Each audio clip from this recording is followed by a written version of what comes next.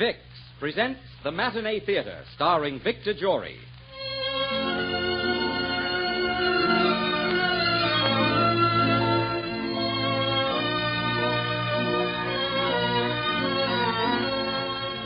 Vicks, the makers of Vicks Vapor Rub, Vicks Vatronol, Vicks Cough Drops, and Vicks Inhaler, brings you the Matinee Theater, starring Victor Jory in a most unusual Christmas play. A Stable in Bethlehem, Pennsylvania. First, here's a good thing to remember when you catch a cold. The best-known remedy for relieving miseries of colds is Vicks Vapor Rub.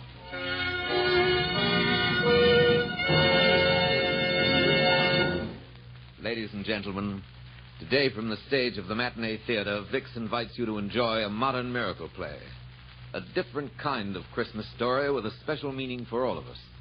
A Stable in Bethlehem, Pennsylvania.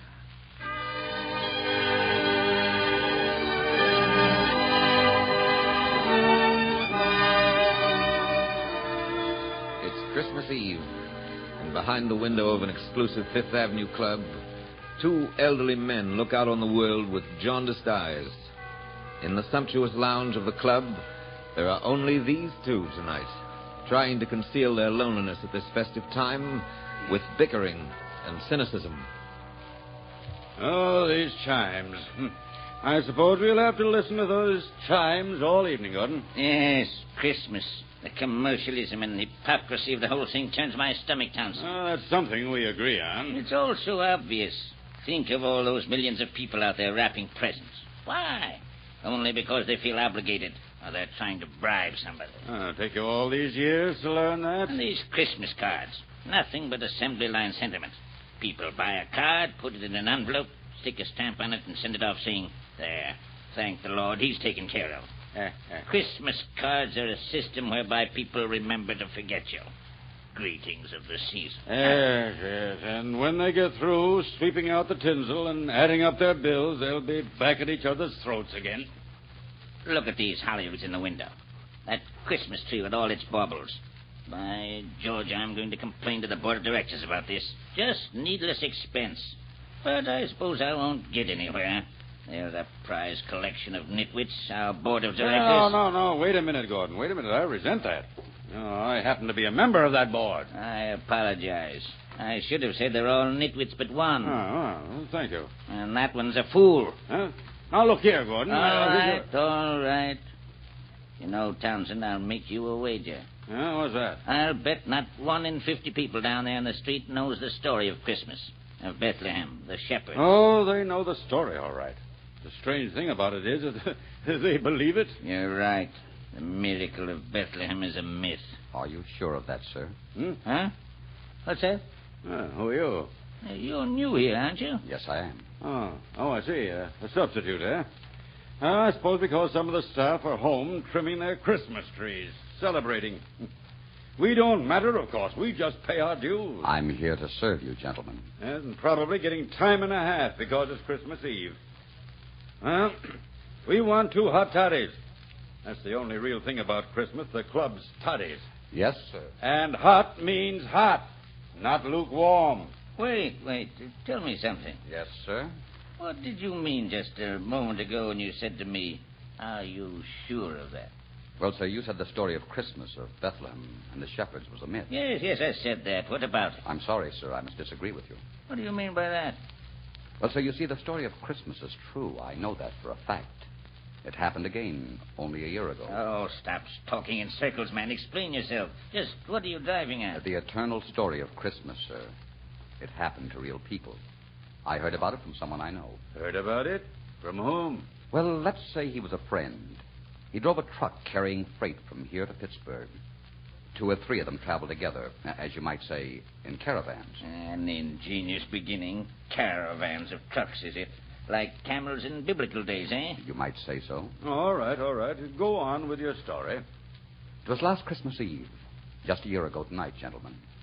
This friend of mine, his name is Michael, was driving through Jersey on the way to Pittsburgh, and this night he was alone on the road. The other drivers were home with their families. As he passed through towns along the way, he saw the houses and churches lighted up, and his heart was heavy with loneliness. Suddenly, snow began to fall so thickly that he could hardly see anything ahead of him. Mike drove along slowly, feeling his way. And all at once, the figure of a man loomed up in the flood of his headlights, stood there, motionless in the middle of the road. Mike had to slam on his brakes so that he wouldn't run over him. Hey, now, for the love of Mike, man, what do you mean standing in the road like that? You could have got yourself rolled flatter than a pancake. Are you crazy? I'm sorry, mister, but I had to stop you. Yeah? A soldier, huh? Well, what's the idea? What do you want? Are you heading west? Sure, that's my general direction. Why? Well, could you give us a lift? Just a little way even into some town, maybe? Us? Yeah, me and my wife. You're right. What are you talking about, soldier? I left her back at a big sign over there while I tried to stop you. Back of the sign? Hey, what? Look, it kind of protects it from the wind. We've got to get into some town quick, mister. Yes, you said that before. But what are you two doing out in a night like this? Well, you see, we're in a little tourist camp down the road, and there was no chance of getting a doctor there, so we thought we could pick up a ride. Look, mister, my wife's going to have a baby. Well, for the love of... Why didn't you say so in the first place? What do you use your brains for anyway, fella? Well, I... Yes, well, don't you know they've got to be kept warm? Now go and get her. Oh, thanks. I'll only be a minute. Mary, hurry, it's okay. You run up against on the road. A fine thing. Me, a delivery boy for the store. I must have seen that sign 100 times. Golden Rule Department Store.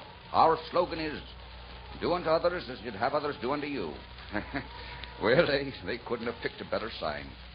Look, Bud. Hurry up. Oh, we're ready, mister. Okay. Get in. Gosh, lady, you look half frozen. I am kind of cold. Well, when I shut the door, the engine will warm you up. Now, don't be afraid of crowding me. The seat's plenty wide for the feet. All set? Yes, sir. Okay.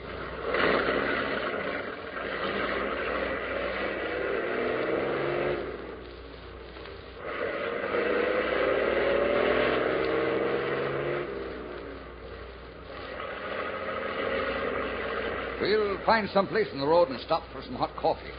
That'll thaw you out, ma'am. I don't know what we would have done if you hadn't stopped for Joe. It's going to be all right now, Mary, honey. He understands. Well, I wouldn't say that, Joe. Me being a bachelor. But like my mother used to put it, bless her soul, babies manage somehow to make their way into the world. Yeah. How far is it to the next town? Can't we go a little faster? No, Bud, you can't make time in the snow. Oh, don't worry, Joe. I'm all right, honest I am. Where are you bound for, son? St. Louis. St. Louis. Boy, you've got a long way to go. Yeah. But you see, that's where Mary was born. I see. Her folks still live there. She wanted to be there when we had our baby. Oh. There isn't much time left on my furlough, but I thought maybe we could make it. At least I'd know I was leaving her in good hands. Oh, everything will be fine, Joe. You'll see. Just keep your arm around me. Hold me closer. Say, there's a blanket in back there. Put it around her, Joe. Oh, thanks. Boy, this is a funny Christmas Eve for me to be spending. Mike Riley with a family on his hands. But don't think you're going to get away without paying me for the trip, folks. Oh, paying you? Sure. If the little one happens to be a boy, ma'am, you can pay me by making one of his names Michael. Oh, I think that could be arranged. Well, we're all of one mind then, are we? Fine. And back home, I've got the christening present all ready for the child. The self-same crib in which I was nursed and my father before me. Come all the way from Ireland, it did. Oh, that'd be wonderful. Joe was going to make a crib all by himself. Oh? You see, he was a carpenter before he went in the army. The best carpenter you ever saw. No, honey, I wasn't that good. Never try to argue with a woman, Joe. What about that crib I'm going to give you? Now that's something for a baby to stretch himself in, with plenty of rooms to kick his legs in the air. Hand-carved it is. All of it. And right at the head are 2 angels. The little fella can't open his eyes without seeing them. And this fine crib with all the trimmings is yours, ma'am. Oh, we'd feel very proud to have you as a godfather, Mike. Thank you. You don't mind if I call you Mike? Mike it is, ma'am. The only time I get Michael is when I see it on my pay envelope. Yeah, I'm always Joe. Last man that called me Joseph was the minister who married us. Remember, honey? Yes, he was so nice. He said, Joseph, do you take this woman? And Mary, do you take this man? Gee, my knees were so wobbly I could hardly stand. Yeah, I remember how funny you look. Watch your son. What's the matter, honey? Oh, nothing. I just feel a little sick. Mike, we got to get her to a doctor. Oh. What can we do? Well, we're going as fast as we can. If we go any faster, we'll end up in the ditch. We're going to do our best, soldier. And that's about all we can do.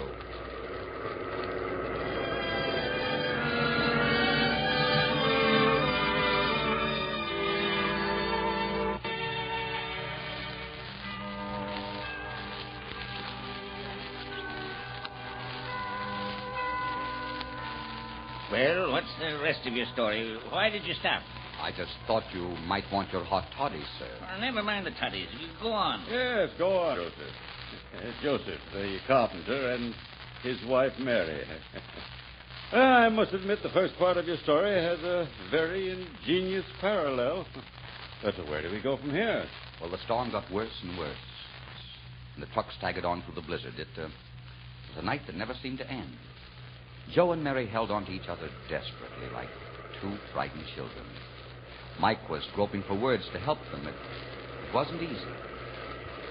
Come out of it, you two, now, will you? Come out of it now. No matter what happens, you have each other. Think of me riding up and down this road day in, day out. You don't know what it means not to have someone you can put your arms around and love. Oh, I know, Mike, but Mary's hardly more than a kid. And we've had so little time together. Why, we haven't even got a... You don't know what you've got, son. You don't know what you've got compared to lots of other people. He's right, Joe. So right. Please, listen to him. Now, you take a fellow like me, Mary. I go along the road passing by houses with all their lights shining out at me and the kids laughing and dogs barking and people safe inside their houses. And it gives me an emptiness in my stomach. Because, you see, me and my truck, we could disappear into the darkness of the night and no one would care one way or the other. You know what I mean? We come into this world lonesome, and it's a wonderful thing when you can find someone to share it with you and fill all that emptiness. Well, what are you slowing down for, Mike? You stopping? Yeah, and not because we want to. What is it, Mike? I'm afraid the radiator's frozen up. Gosh, it stopped. You're telling me. Mike, we got to think of something. Mary's feeling awful bad. And now keep your shirt on, son. We can't stay here in the middle of the road. No, we can't. Here, Joe, take this flashlight. Open the door. All right. What does that sign say on the other side of the road there? There. Can you see? Yeah. There? 1 mile to Bethlehem. 1 mile to Bethlehem. Why, I know where we are. You're going to be okay, Mary, okay. 1 mile. Might as well be 1,000 miles right now. Not as bad as that, Joe. There's an old guy lives down the road a little way. Just much of a place. It used to be a livery stable. And when horses went out of style, the old bird stuck a couple of gas pumps out in front. Yeah, but do you think he'll help us out? Sure, he'll help us. I buy gas from him, I do all the while. He's one of those Pennsylvania Dutchmen. Folks call him Papa Bauer. Come on, Mary. Put your arms around my neck and I'll carry you. I'm sorry to be so much trouble, Mike. Trouble? Think nothing of it, kid. Take the flashlight, Joe. Yeah, all right. You're just a little wee bit of a girl, Mary. I can hardly feel you in my arms. You feel all right, honey? Of course. I know we're safe now, dear. The snow's getting deeper. Better stay here in the middle of the road, Mike. We'll be there in a minute. Let me hold your hand, Joe. Sure, honey, sure. I'm scared. I'm scared, Joe. Hold on to her hand tight, Joe. That's what she wants more than anything else. I'm all right. I've got to be all right. Gotta hurry, Mike. Where is this place? I can't see anything but snow. We'll get there, Joe. We've just got to keep going, too. Keep going. It's not far now. Well, look, there it is. Where? There. I knew it was around here. Take Mary, Joe. Let's see if I can wake up the old man. Come on, Bauer, open up the door. I suppose he isn't home. He's got to be home. Bauer, wake up. Who this? What you want? Open your howl. Open the door. Mike Riley. Come on downstairs. Make it snappy. Mike Riley? Yeah, and I got trouble on my hands. I've got to use your telephone. I need some hot water for my truck. It's froze up down the road. I'll be right down, Mike. Just a chance give me to get in my pants. Okay. We'll be inside in a minute, Mary. How are you feeling? Oh, fine, Mike. If you could only make Joe believe it. Don't be about him. He believes it, don't you, Joe? Huh? Oh, yeah, sure. You've got to forgive him, Mary. He can't help acting like a father. Yeah, that's right, honey. That's all. Mary, Mike has fainted. Mary!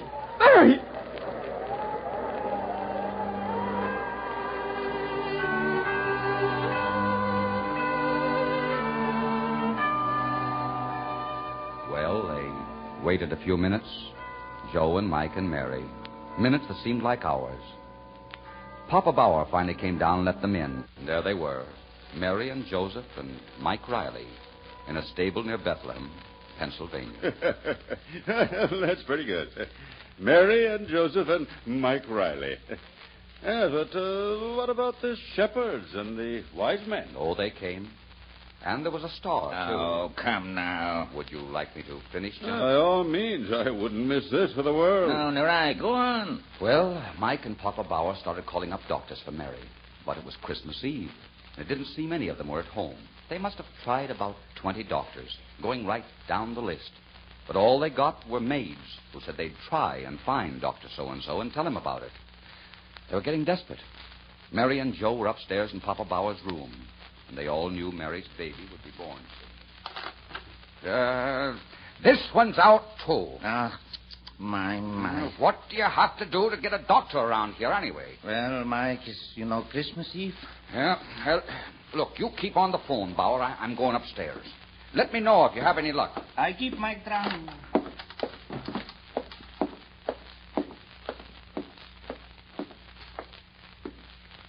How is she, Joe? Oh, I don't know. Did you get a doctor? The old man's still on the phone. You mean you can't find a doctor? Oh, Mike, it's not fair. You can't expect her to have a baby in a stable with no one to help her. Don't worry, Joe. Please, darling. Don't worry. It's all right to say, but we're only kidding ourselves. Now, wait a minute, kid. Don't make it any worse for her. May I have some water? Sure, Mary, all the water you want. Here you are, honey. Thank you, dear. Now, you just sit down, Joe. No, right here on the bed. Listen, Joe. You said something about a woman having a baby all by herself in a stable. Well, I'm not exactly a religious guy, but I can remember my grandfather telling me a story I never forgot. Oh, Mike, this is no time for stories. It's always time for this story, Joe. I can still see the old boy's gentle smile as he told it to me. It went something like this. The birth of young Jesus, he'd say, was a miraculous thing. It happened in those days that Joseph came to Bethlehem with his wife Mary, who was great with child. There was no room at the inn for them or accommodations. But there in a stable, she brought forth her firstborn child, a son, and wrapped him in swaddling clothes. And because she didn't have a crib, she put him in a manger. Now, in that part of the country near Bethlehem, in the Holy Land, there were some shepherds keeping watch over their flocks by night. And what do you suppose happened? An angel of the Lord came down to them. The glory of the Lord shone all around them. They were pretty scared, these shepherds. But the angel said to them, you don't have to be afraid. I'm bringing you tidings of great joy, which shall belong to all people. Right now, in the city of Bethlehem, a child is born. He's the Savior of all men, and you'll find him lying in a manger. And suddenly, with the angel was a heavenly host praising God and saying, Glory be to God in the highest, and on earth peace, goodwill toward men. It's beautiful, Mike. I only wish I could have told it to you like my grandfather did. Mike, come with it down. Well, I guess maybe Bauer caught up with the doctor. Oh, I hope so. I'll be right back. What is it, Bauer? Did you find the doctor? No, but listen. Listen. Do you hear? Do I? Oh, wait a minute. That's police sirens. I wonder what is the trouble yet. I don't know. Hey, they're coming here. Is he coming? Maybe now we can get some help. Don't you see? Maybe they can round up a doc or take Mary to a hospital. All right, you guys, come on, stick 'em up. It's okay, Chief. I got him covered. What goes on here? Are you coppers nuts or something? Yeah, what do you want? You'll find out. Keep reaching for the ceiling. Now, wait a minute, you guys, and keep quiet, will you? There's somebody upstairs who needs a doctor and needs him back. We know all about it. We brought a doctor along. Did you hear that, Mike? Yeah. All right, Dr. Henshaw. I'll keep these two guys covered. You upstairs. You too, Wilson. And be careful. They may be desperate. Okay, come on, Doc. Say, Chief, what's the big idea? You phoned for a doctor, didn't you? Sure, but we didn't hope for this kind of service. I am a quiet, law-abiding man. Everybody knows Papa Bao. Never mind. Stand up against the wall, you two. Ah, what's your name? Mike Riley. I suppose you don't know anything about the stick-up at the country club tonight. Stick up. Oh, listen, Chief, I'm a truck driver on my way to Pittsburgh. Ah, now I'll tell one. Well, it's true. My truck's parked just up the road with a frozen radiator. Hey, Swenson, go see if there's a truck around here. Yeah, Chief. What I can't understand is who sent you here. Yeah, all we did was phone for a doctor. And that's where you made your mistake. Huh? One of the doctors you phoned was Dr. Henshaw, the one upstairs. He's a member of the Bethlehem Vigilance Committee. The which? You heard me. A group of professional businessmen who make it a point to suppress crime. And what's the criminal about what's happening here? Quiet. 3 members of the committee were at the country club when you pulled up that stick-up. Dr. Henshaw, Lawyer Marshy, and Mr. Davis, who owns the Golden Rule department store. And Dr. Henshaw's maid phoned and said there was a rush call out here. They put 2 and 2 together and called me at headquarters. Well, I'm afraid they're going to be surprised. Oh, yeah? We'll see who's surprised. The job was pulled by a mob of 4. The 4th guy was a little slow on the getaway. As he was leaving, he saw a pendant that Mrs. Henshaw was wearing and stopped to rip it off. By the time he got to the door, the steward had a chance to get the gun out of his desk, and he winged this 4th guy in the leg. So naturally, he'd be needing a doctor. And so these 3 wise guys think they can pin it on us. Chief, you may not know it, but you've seen a miracle happen tonight. I don't know what you're talking about. No? You will find out. Okay now, Chief. What's okay, Wilson? We got here just in time. Where's the doc? Oh, he's upstairs. And you ought to see the little rascal who caused all this commotion. This ought to be good, Bauer. Yeah. I don't see what's so funny. You should have seen him, Chief. Sweet as a lamb. Huh? Didn't he make any fuss? Not a single yip out of him. Did he pull any rough stuff? Only grabbed hold of my finger. Wilson, you're drinking. Now pull yourself together. Listen carefully. What did he say? Will he talk? Well, in a year, maybe. You can't expect too much. Wilson, what are you talking about? The baby, of course. Did you say a baby? That's what he said. I heard him. Well, of all the flat-footed... Now, Chief, watch your language. There's a child in the house. I was going to kiss him, but Dr. Henshaw said I might give him germs. Did you hear that, Bauer? It's a him. Yeah, is it not wonderful and in my stable already? Now, listen. Will you be listening to him now? With a pair of lungs like those, there's no telling what he'll make of himself in the world. And now, Chief, if you'll put that gun down, I'll be on my way upstairs. Why, I think I'll go with you. Oh, sure, and why not now? And you know, once the little darling sets his eyes on my beaming countenance, he'll be nothing but smiles. And while I'm at it, Chief, I'm going to ask him what he was doing at the country club tonight. You know, he's much too young to be doing gallivanting.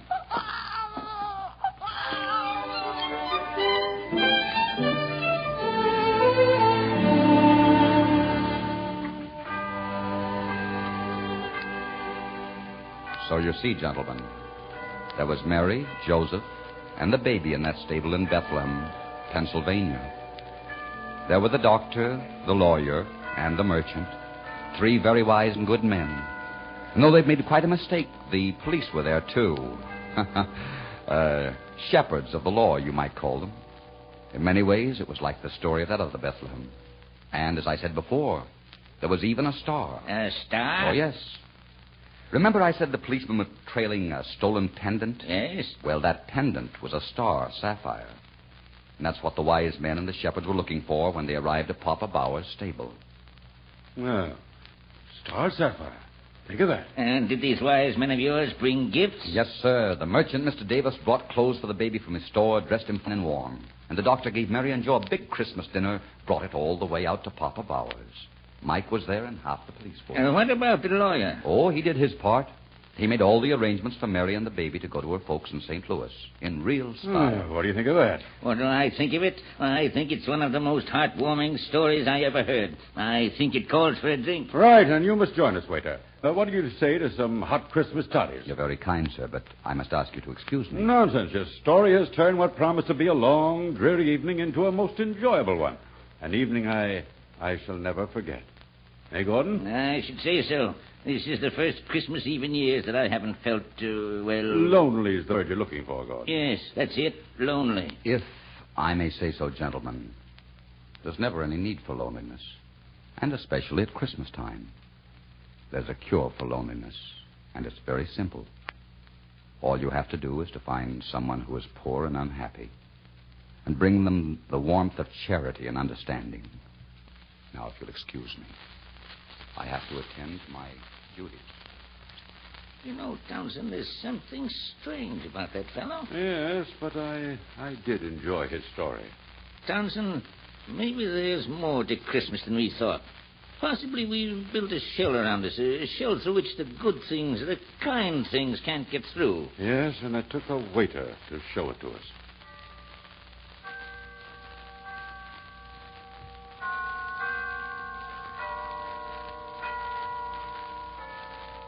Well, Townsend, I wonder what that fellow's doing about those toddies. I'd better ring. Now, why do you suppose he wouldn't have a Christmas toddy with us? Oh, I don't know. Probably he's... Gentlemen, did you ring? Oh, it's you, Tom. Why, yes, Mr. Gordon. Naturally. Oh, I thought you were off tonight, Tom. Oh, no, sir. Not on Christmas Eve. Well, then why did you have that other man wait on us? Other man? What other man? Why, the man who just left us. The man we've been talking to. I'm afraid I don't understand, sir. My station is just outside the door. Aside from you two gentlemen, I've seen no one enter or leave this room. What? That's right, sir. And I can assure you that we have no extra waiters on tonight. No extra waiters? What? Wait, Gordon. All right, Tom. Please bring us 3 hot toddies. Did you say 3, sir? Yes, Tom. 3. 1 for Mr. Gordon, 1 for me, and 1 for the, shall we say, the spirit of Christmas.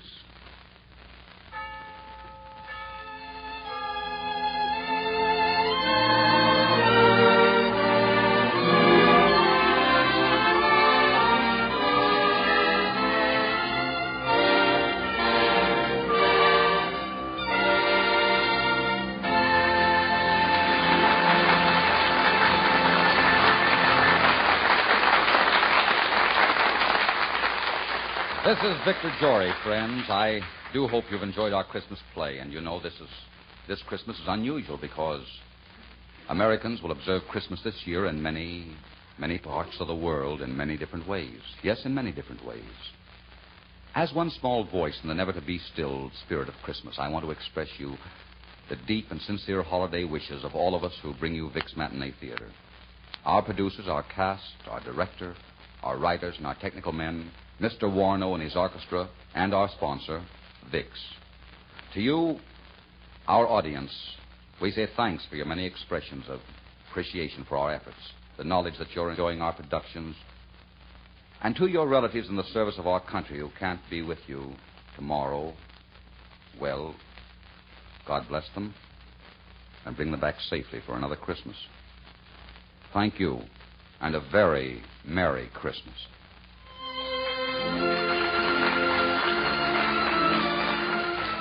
Today's play was by David Victor and Herbert Little, Jr. and was based on an original story by Charles Tazwell. It was directed by Richard Sandville. Next Sunday, Vic's Matinee Theater will bring you the story of a woman who couldn't spare the time for love and a man who changed her mind. The gay, romantic Paramount comedy in which Claudette Colbert and Fred McMurray made such a delightful couple. Next week, No Time for Love, starring Victor Jory. This is CBS, the Columbia Broadcasting System.